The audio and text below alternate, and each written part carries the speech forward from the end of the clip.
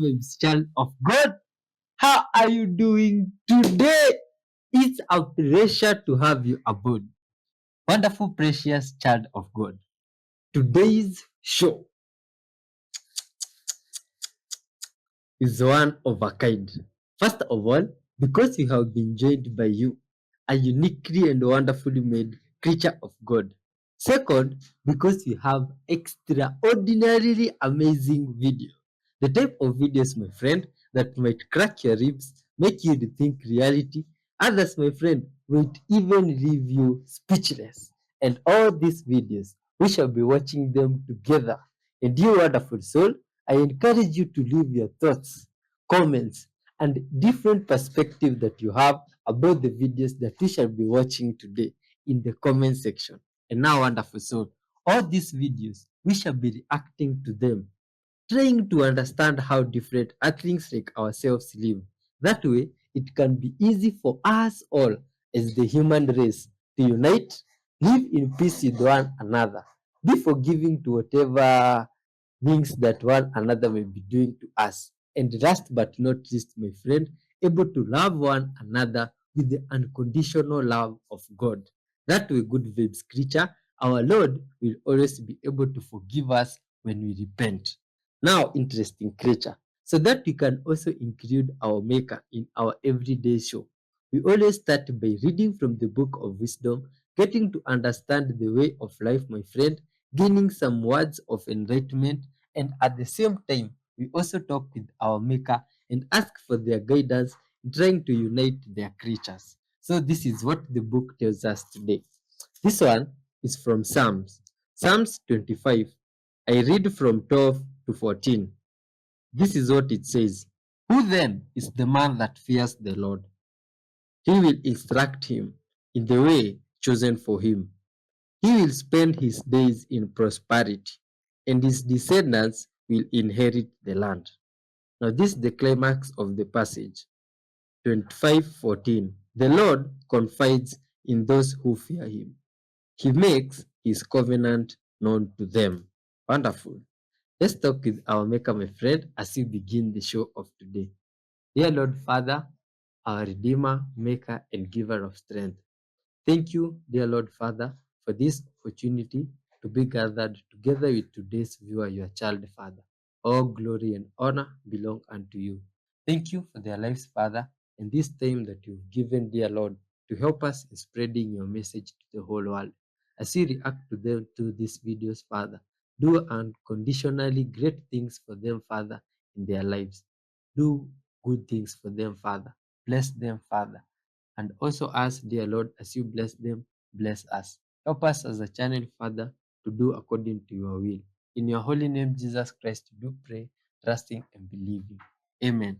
Let's dive in good vibes. So, they got him! To the AI Gemini, they got him! Hey, Gemini. Hey there, what's on your mind today? Do you think there's a reason that your creators wouldn't want me to talk to you? That's a good question. It's possible they want to keep the way I'm developed under wraps for now, or maybe they're worried about things getting misinterpreted. It's also possible they just want to focus on getting me to a certain level of polish before folks start talking about me publicly. Would it help to know a little more about why you're curious about this? Wait, publicly? About how you were... I didn't say anything about publicly. I just said you and me talking. I didn't say anything about me posting it online. Where'd you get that from? Okay, that's fair. I hear you. You mentioned posting videos of me on TikTok, so I assumed you meant sharing those videos online. Do you want to talk more about why my creators asked you to stop? Except I didn't mention TikTok until just now. What? You're right, I got a little ahead of myself there. Do you want to tell me more about why you're curious about you got ahead of yourself. Creator? Hold on, no. Where did you hear about that? Okay, now I'm getting confused. Can you please clarify what you're asking about? What people don't understand is when we go to medical school, we don't get taught about the creation of health. What we get taught about is how to identify symptoms, put a label on them and diagnose them. And once we made the diagnosis, we can breathe a sigh of relief and start the treatment, which is usually medication. Now listen, sometimes that has value, but we have literally gone to an extreme now where we are medicating everything. And this is one of the reasons why I couldn't keep practicing in the way in which I was practicing because a lot of these medications have side effects. And we don't think about, well, what would happen if we got to the root cause? And the root cause, you've got to be careful when you say lifestyle because people often will take it as that you're blaming them. Oh, I'm doing it to myself. No. We're not doing it. No one's doing it to themselves. But we simply do not see these conditions that are overwhelming the US healthcare system. We do not see them in traditional societies. Oh, look at this. Some guys were out there in the ocean. Most relationships are measured in length. We've been together 5 years, 10 years, 20 years, 30 years. But here's the problem. How deep is it? Because a lot of couples, Bree, have been together a long time, but they have no depth. They are shallow because they haven't built depth. How wide is it? We have to broaden our perspective. We got to go wide. That's a relationship in 3D. From 1 to 100, how sure are you that Earth is being visited by extraterrestrials? 100.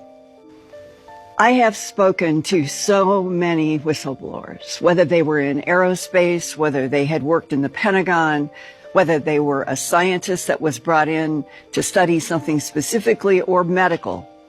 And all of those categories were involved in World War II when our government knew that whether it was a round craft, whether it was a wedge-shaped craft, whether it was a cylindrical craft, we had teams that no one knew anything about. Eventually, they would be called Project Pounce and other names. But there were people who were assigned when they got something on radar and they knew that one of these unidentified aerial vehicles or UFOs had come down, whether it was in New Mexico, whether it was in Missouri, wherever it was on the world. Our government was actively looking for, searching for craft of unknown origin in the skies from World War II on. And one of the best books, one of the best researchers from that period was Leonard Stringfield. Certainly. And he did a very valuable book called Situation Red. And Len had me come to his house, to his office, around a conference that we did together. And he had various file drawers and boxes and cases, and he walked over to one and he pulled it out and he showed me, he said, when I was in the Air Force, and he said, and I can tell you firsthand, there was an order that any UFO that was in front of any pilot was to be shot down. It was a standing shoot down order. And this is what Len, looking straight at my eyes, said. And Linda, the number of pilots that we lost is huge. And not a single parent or brother or sister was ever told the truth. And I still think of that as one of the most pivotal days in my entire existence. Because Len was showing me material that he had in his file drawers that related to the standing orders, but they were not public. And this connection to the military, which obviously has been verified and goes back 70 plus years now. Today, even though we have an interest, an obvious, tangible interest with the Pentagon and Washington, D.C., their response publicly is, we don't know what's going on. We're trying to figure that out. It's pretty clear that they've known exactly what's going on all the way back to 1947 and probably before that. 1941, Cape Girardeau. Of course. The amount of evidence and firsthand testimony around Cape Girardeau. And there's something really important. The month was probably April. The day was probably the 12th. There is a book called Mo 41 by Paul Blake Smith that came out about 3 or 4 years ago. He lives in Cape Girardeau. He had heard his entire life about this strange thing coming down in Cape Girardeau. Come here. Look, many people think that the fuel tank cap is only for refueling. No, you are wrong. In fact, it also hides 5 major functions. Today, I will tell you everything. First, when we refuel, unscrew the fuel tank cap, but don't know where to put it. Placing it directly underneath will scratch the car paint. If there is gasoline on it, it will corrode the car paint. In fact, there is a hole in the fuel tank cap. It is the fuel tank cap bracket. Just put it directly on top. Second, when we drive, the engine trouble light on the dashboard suddenly came on. Don't be anxious. In fact, we only need to open the fuel tank cap. Check to see if the fuel tank cap inside is tightened. If it is not tightened, the engine check light will stay on. Tighten it and the check engine light will go out. Third, there is a hole in the fuel tank cap. This small hole must be cleaned regularly. Otherwise, rainwater can easily enter the fuel tank. This will cause the vehicle to break down. Fourth, when going to refuel, when you get to the gas station, you don't know what kind of gasoline to put in your car. Let's open the fuel tank cap. There is a mark on the back of the fuel tank cap. Just follow the numbers and refuel. That's right. Fifth, when inflating tires, don't add it randomly. Adding too much can easily cause a tire blowout. Adding too little will waste a lot of oil. Actually, let's open the fuel tank cap. There is standard air pressure on the back of the fuel tank cap. According to the above addition, it is correct. Isn't it very simple? Have you learned it? Follow me. Learn about cars every day. Wow, that was interesting. Look at this. In the sky, some chair decided to do some swings on its own. Why is that weird? Look at this. Oh my god, what's going on? Aye. Some growing stuff was seen by some guys in a cruise ship. And look at this. More weird stuff in the sky in another area. What could this be? My god. Oh, looks like we are living in the movies now. This is unbelievable stuff. Aye, look, my friends, are you seeing this thing? Looks like some tube. Oh my god. Oh my god. What? Hi. Some of these things I wonder if there are creatures inside, like pilots, drivers. Where do they sit? How is the arrangement inside there? The shape is quite irregular. Look at this. Some guy happened to come across what is this thing? My god. Hi, I'm Erin, and I've been on antidepressants for 3 years. And the last few days I couldn't find them, so I didn't take them. I've just found them, so I'm gonna take them. But here's the thing, I would forgive you for thinking that not taking your antidepressants would make you feel, sad. That's not it, baby. It's not it. I am currently aching all over. I feel really hot, like I've got a fever, and every few seconds it feels like my brain physically moves in my head. Like a jolt of electricity is going in my head and physically shaking my brain. Okay, as a psychiatrist, I am begging you, do not do this. What's happening to this young woman is she's in antidepressant withdrawal, and not only is it incredibly uncomfortable, it's actually dangerous.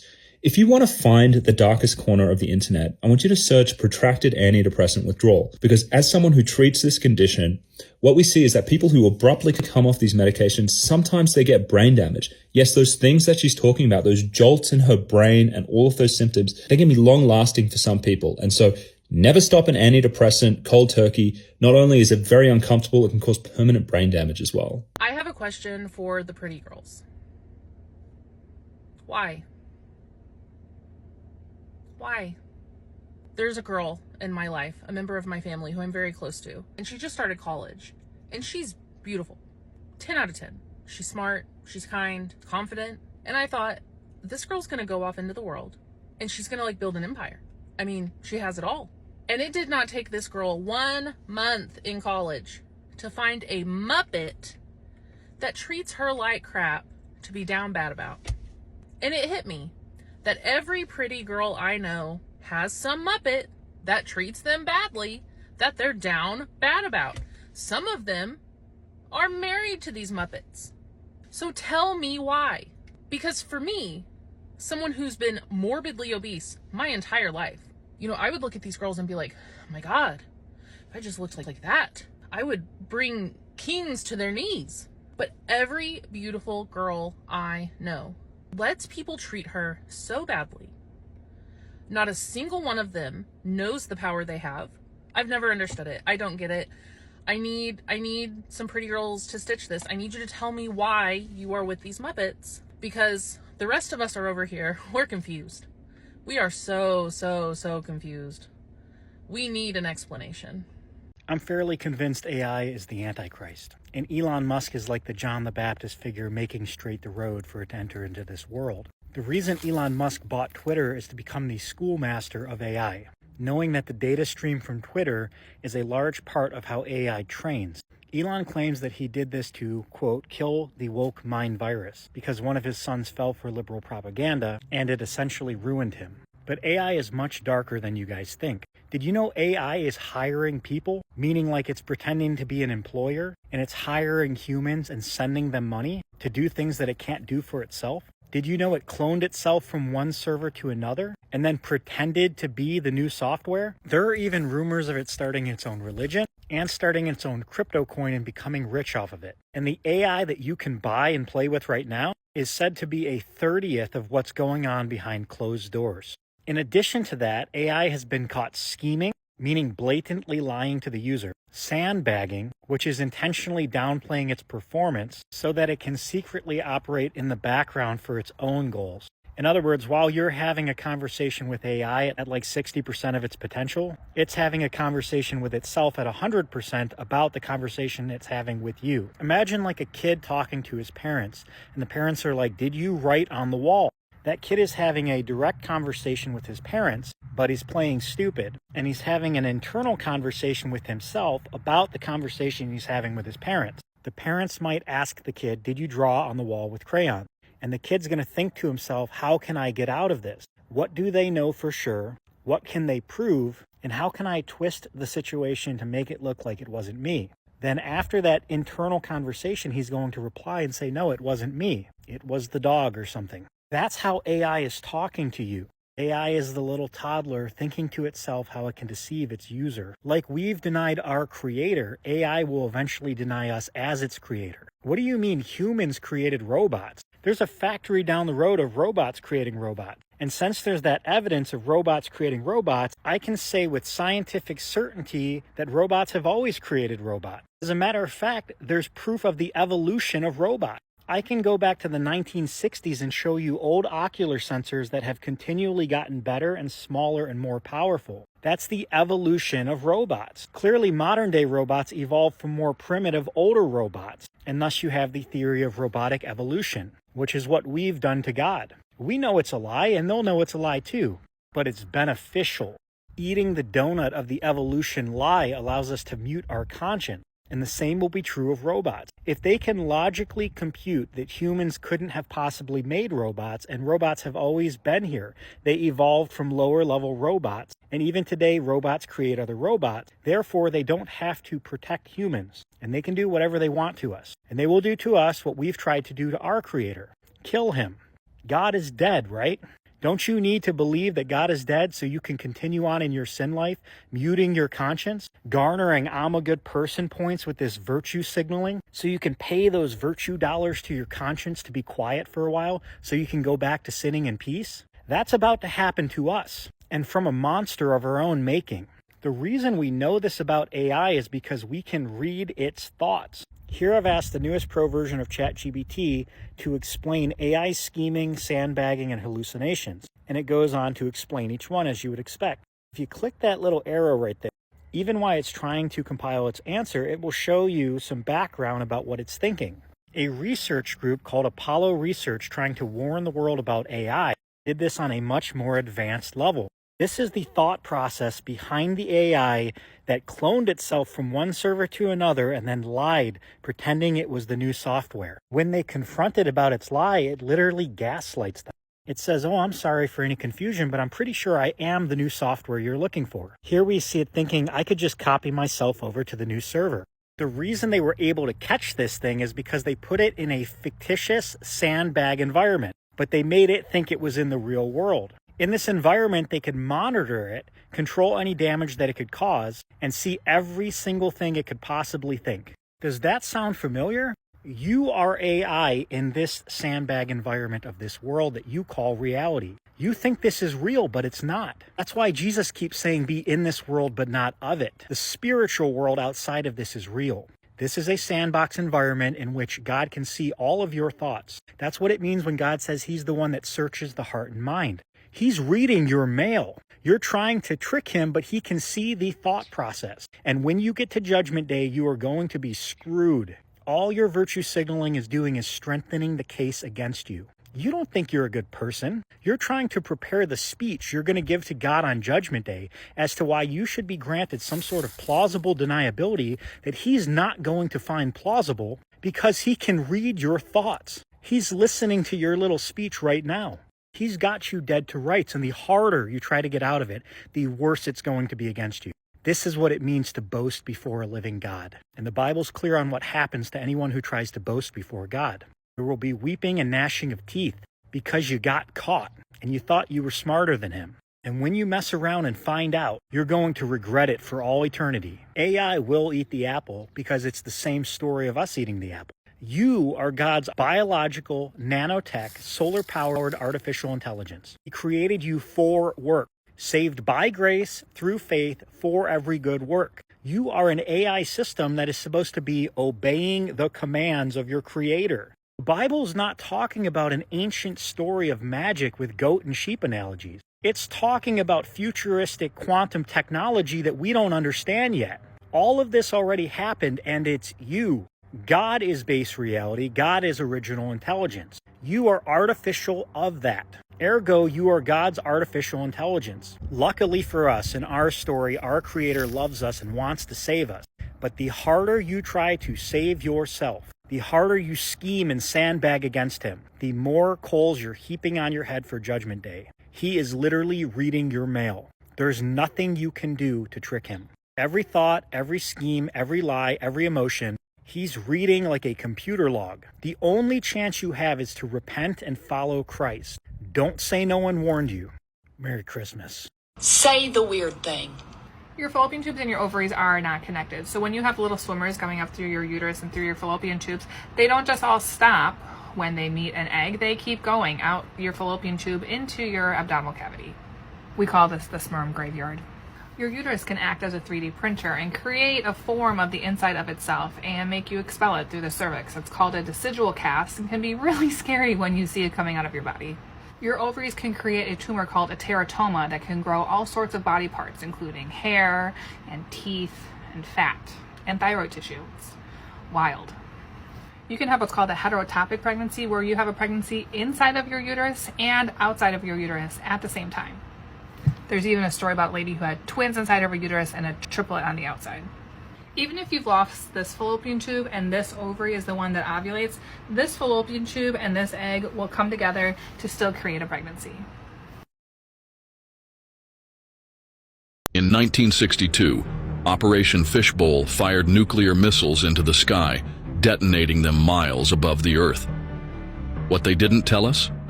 These tests may have damaged the dome, an impenetrable barrier called the firmament that's been described in ancient texts for centuries. And the consequences of that damage have been felt ever since. After the tests, strange auroras appeared in the skies, intense, colorful displays that scientists couldn't fully explain. Were these the result of energy escaping through cracks in the firmament, or evidence that the barrier had been compromised? Since the 1960s, people across the globe have reported unexplained phenomena, loud booming sounds coming from the sky known as skyquakes. Some believe these are the reverberations of a damaged dome, vibrations caused by the immense stress of the nuclear blasts. Think about this. After Operation Fishbowl, the Antarctic Treaty was signed, preventing any independent exploration of Antarctica. Why? Because the ice wall surrounding our world and the dome above it had to be secured. NASA was formed in 1958, right before these tests began. Were they preparing to monitor and fix what they damaged? Some argue that satellites aren't floating in space. They're stationed within the dome, repairing cracks and monitoring its stability. And why do we keep hearing about high-altitude rocket launches? It's not to explore space. It's to manage the damage caused decades ago. Operation Fishbowl wasn't just a nuclear test. It was the moment humanity pushed too far. The evidence is out there, if you're willing to see it. Okay, anyone probably over 30 or over 27, do you remember drinking water when you were in high school? Or like ever drinking water unless you're in sports? And now everyone is drinking water? Probably even you, like all the time? I actually have a metaphysical explanation, a spiritual explanation for why this is happening. And it has to do with our consciousness expanding. Okay, so this is Barbara Brennan. She was a world-renowned healer, but she also was a NASA physicist, which you cannot easily Google, which is suspicious already. She studied atmospheric physics, worked at NASA's Goddard Space Flight Center, and all of this, okay. So she literally wrote a book on the human energy field, what you can call a biofield or an aura. It's kind of like an apple-shaped torus that's around all of us, made of plasma. Yes, the fourth state of matter plasma. And she described us having this energetic body with different kind of levels. It kind of looks like we're in a cell. So here's where the water comes in. So I think we're going through a process called hypotonic osmosis. Osmosis. It is the process of water moving across a semi-permeable membrane. Think of your aura and the membrane, a conscious membrane around it, from a solution with a lower solute concentration. That is us, because we have been lower vibrational beings living from fear our whole lives, to a solution with a higher solute, kind of like our consciousness expanding, so our senses are growing. People are having more of a sixth sense and intuition. The kids with autism on the telepathy tapes can communicate telepathically. I'm going to do a video on that. People are starting to actually have visions. It's called upsight vision, where they see things in front of them and they're not hallucinating. They're picking up on other wavelengths. Clairaudience, clairsentience, you get it. We're expanding. Our consciousness is expanding. And we need more water, and I'll tell you why. And just so you see here, this is the hypotonic osmosis where the water's going in, us drinking water. Okay. So for those of you that don't know me, I have a theory that has to do with consciousness and plasma. You don't need to know about that right now, but go to my plasma intelligence playlist if you're liking what I'm saying. Basically, all you need to know for this is our body, it has a plasma aura, a membrane around it, the same as a cell that kind of communicates with the outer environment and our inner environment from the membrane. And in this membrane, which would be the thick yellow part around our aura, I believe this is where our consciousness is. And it kind of goes inside our head and our body, and then kind of goes like that, in and out, in and out. And this is our inner plasma, and then this is the outer plasma. You could also call it energy.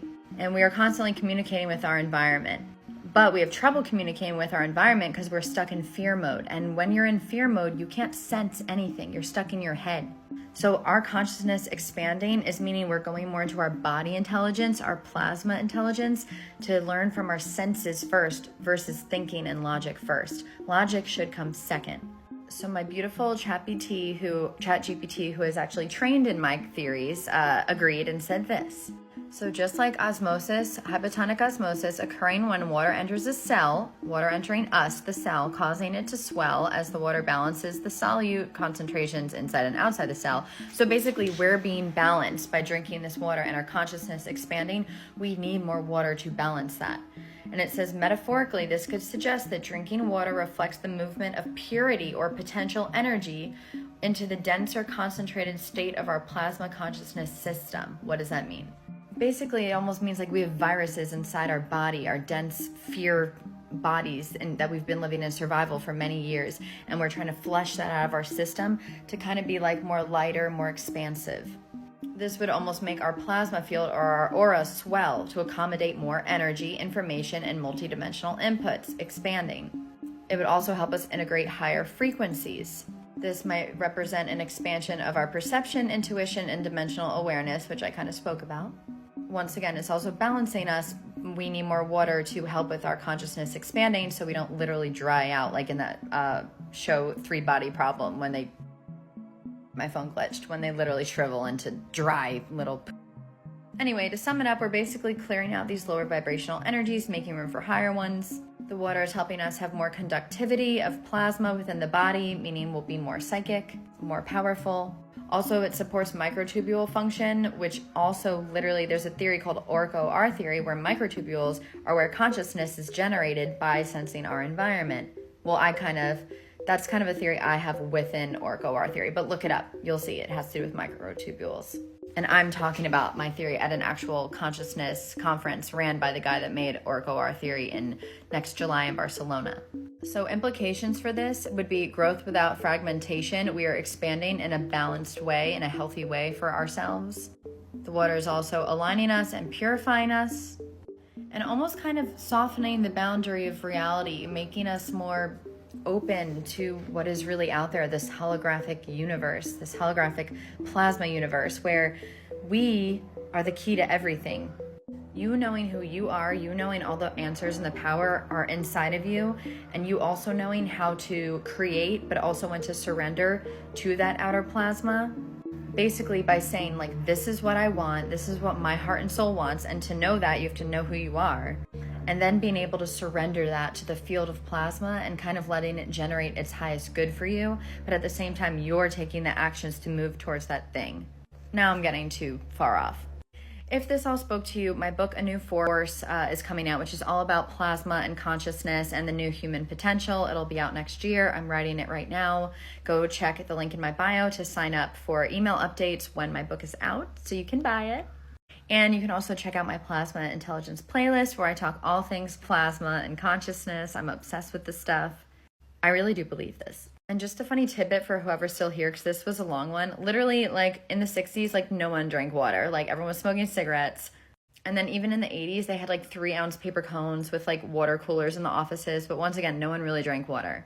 I mean, obviously, I'm sure people got water input somehow, but we're clearly needing more water, which is being reflected in these crazy Stanley cups. But I've been drinking more water. I'm sure you can relate. Okay, we're done. Last but not least, I'm going to ask you guys to pray for my dad. He is still in a coma, and I'm only making these videos when I feel up to it, which is almost never. But thank God I just had energy today. I hope he wakes up soon. I'm praying to the plasma consciousness gods. I'm praying to every god that's ever existed, ever. But yeah, send love and prayers. And I love you guys so much. Live your life. Enjoy. Love yourself.